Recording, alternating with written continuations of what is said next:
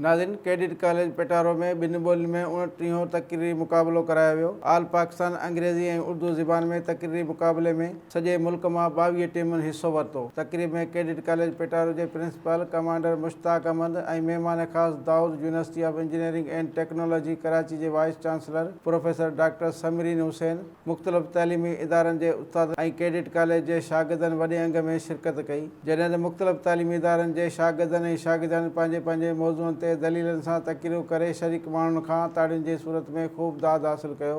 जजिस जे फ़ैसिले जी रोशनी में ॿिनि कामयाब मुक़ररनि खे एवॉर्डनि सां नवाज़ियो वियो। तक़रीरी मुक़ाबले जे अंग्रेज़ी ज़बान में बहरिया कॉलेज जे अहमद हमज़ा ऐं कैडेट कॉलेज क़िला सैफुल्ला बलूचिस्तान जे कैडेट वसील हसन पहिरीं पोज़ीशन हासिल कई। पाकिस्तान नेवी कैडेट कॉलेज ओमाड़ा जे कैडेट मोहम्मद जहान ज़ैब ॿी पोज़ीशन ऐं हयात गर्ल्स कॉलेज हैदराबाद जी मिस तहरीम फ़ातिमा टीं पोज़ीशन हासिल कई। जॾहिं त उर्दू ज़बान में कैडेट कॉलेज क़िला सैफुल्ला बलूचिस्तान जे कैडेट अज़ीज़ पहिरीं, पाकिस्तान नेवी कॉलेज ओमाड़ा जे cadet Hammad Mustafa, Pakistan navy college Ormara जे कैडेट हमाद मुस्तफ़ा टीं ऐं PN engineering college Jauharabad Karachi जे अमार सुराज टीं पोज़ीशन हासिल कई। मुक़ाबले जी runners up trophy Pakistan navy college Ormara खे ऐं championship trophy cadet college Qila Saifullah Balochistan खे ॾिनी वई। उन मौक़े ते मेज़बाननि तरफ़ां आयल महिमाननि खे सिंध जी सक़ाफ़त अजरक जा तोहफ़ा ऐं महिमान ख़ासि खे यादगार शील्ड पेश कई वई। तक़रीब जे महिमान ख़ासि Dawood university of engineering and technology Karachi जे vice chancellor professor doctor Samreen Hussain तक़रीब खे ख़िताब कंदे चयो त नौजवाननि जी शख़्सियत ऐं बहितर किरदारु ठाहिण लाइ